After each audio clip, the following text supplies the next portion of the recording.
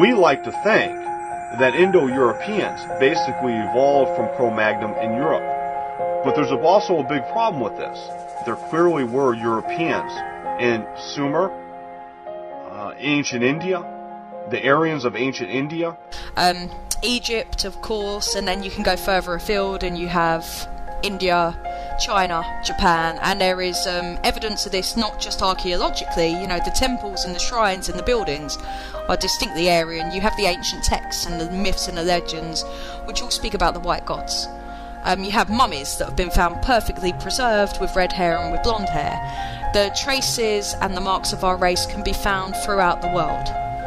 For example, in Iraq, the people that you see there now, they weren't the original inhabitants and they weren't the builders of that civilization. You see the Arab peoples now.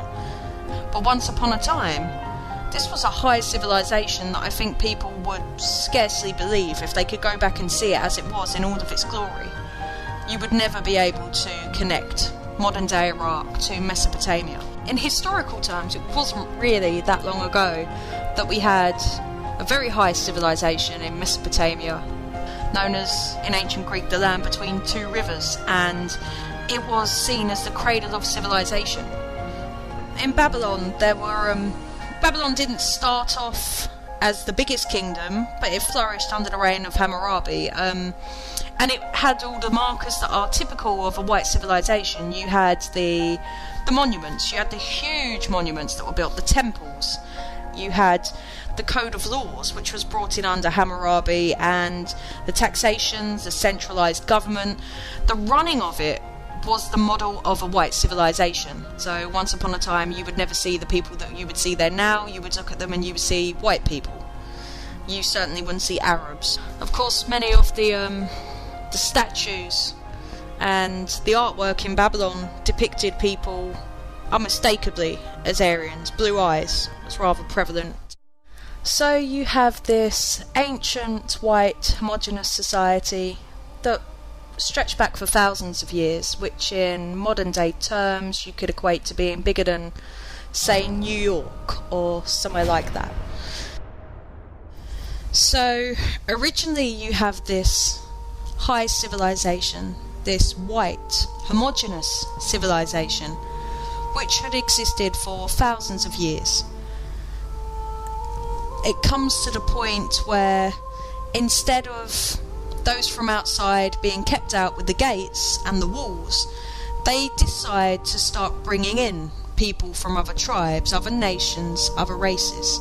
They start bringing them in to their land to do various jobs, to assist them in their civilization, jobs that were jobs and ways that were created by the Babylonians that they decide they can source out to others. So they start bringing in outsiders, people of other races, other nations, to their land.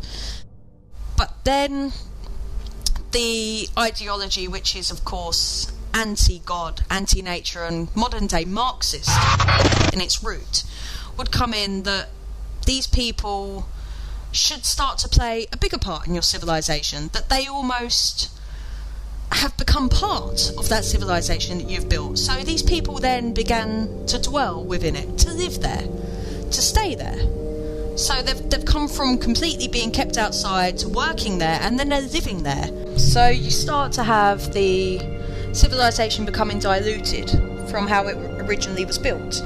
People start to forget who they are, and they start to unite under a false banner, an ideological egalitarian idea that they are all same, they are all one.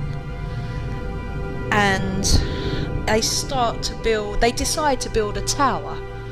They decide to take what was once separated and unite it under their own guise, under their own ideology. So they start to build a tower. And it's a huge tower. They want it to stretch right up to the heavens. And they want it to be a tower of representing their ideology as such, a tower that stretches up to the heavens, that shows them as one people, united, one language, one people, together. So they actually did build this tower, and it was absolutely huge, and it did go up to the sky. And it was their celebration of the modern ideology, which goes back to them times as multiculturalism. It was their celebration, their monument to celebrate that. And the thing to remember with this tower is not only was it a literal tower, it existed, it was built, but the metaphor for that is something we see played out in our lands over and over again every single day. We are told that we are one. We are told that we are nations of immigrants, many people, many tongues, but we shall be together as one. We're all the same. This is exactly what they did and what they were celebrating. So they built this tower up to the heavens to celebrate that. To celebrate everything which was divided, which they decided to take charge of themselves, to unite as one, to put together, and this didn't please God. God had made everything distinct and separate, kind after kind, for a reason. And the Bible will tell you what happened here, so I'm going to read from there. This is Genesis 11. Now the whole earth had one language and one speech. And it came to pass, as they were journeyed from the east, that they found a plain in the land of Shinar, and they dwelt there. And they said to one another, Come, let us make bricks and bake them thoroughly. They had brick for stone, and they had asphalt for mortar. And they said, Come, let us build ourselves a city, and a tower whose top is in the heavens.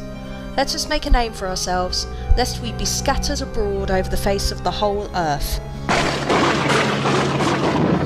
But the Lord came down to see the city, and the tower which the sons of men had built. And the Lord said, Indeed the people are one, and they all have one language, and this is what they begin to do. Now nothing that they propose to do will be withheld from them. Come, let us go down there and confuse their language, that they may not understand one another's speech. So the Lord scattered them abroad from there over the face of all the earth, and they ceased building the city. Therefore its name is called Babel, because there the Lord confused the language of all the earth, and from there the Lord scattered them abroad over the face of all the earth. And in this example you not have only the literal building of the tower, you have the metaphor for what we see in all of our lands. People uniting as one. Nobody's separate or distinct. There is no kind after kind. There is no separate race of peoples. Everybody exists just the same. But the Lord scattered this apart. He destroyed this tower that they built.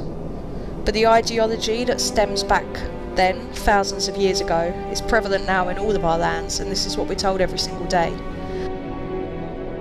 The idea that you should first have mass non-white immigration into a white country, then followed by the agenda of race mixing to the point where the whites become extinct. It's not new. We saw it in Babylonian times thousands of years ago. That's what the Tower of Babel moment was. It was a stand against, they got annihilated. They were trying to unify everything, and we were already in a semi-unified state.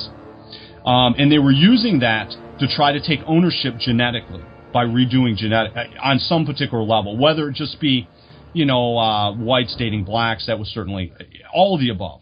All of the above. All these ancient Aryan civilizations blew up in fits of self-hatred. Anytime you're subverting your organic identity for some abstract principle, whether it be environmentalism, which is just the new communism, or communism, well, it's going to end up in disaster, sure. But it always runs its course. Ancient Greece, of course, when they set up shop over Athens or whatnot, it became probably a large race-mixing haven, just like in America. In ancient Egypt is the same plan afoot in America. I believe that the plan to genocide us is ancient. Anytime you're subverting your organic identity for abstract principles, it doesn't matter whether it's Zoroastrianism or Buddhism, it causes all this havoc. It's the same shit over and over again we're constantly dealing with. But that's still a closed system. Every time our race does that, we end up browning out.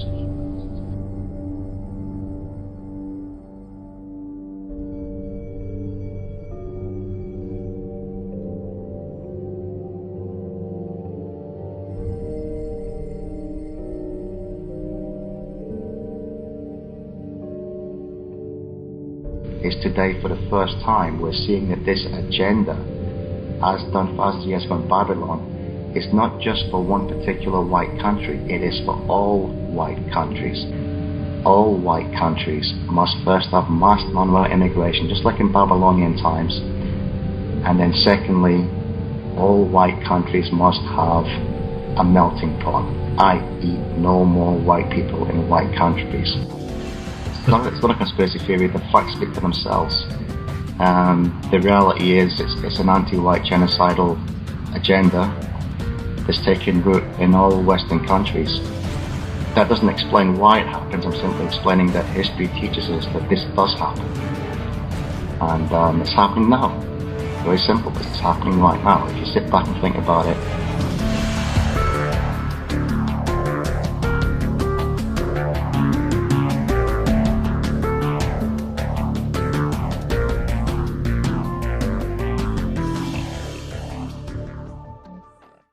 This idea of multiculturalism we see espoused today so frequently from every facet of society.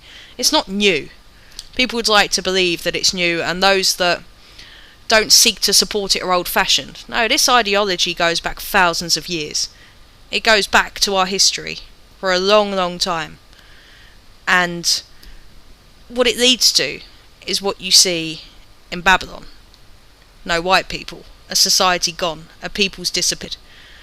And we will end up the same way if we don't stop it. It's as simple as that, you know. History can serve as a lesson for us, and this isn't new, and we're doing exactly what's been done before.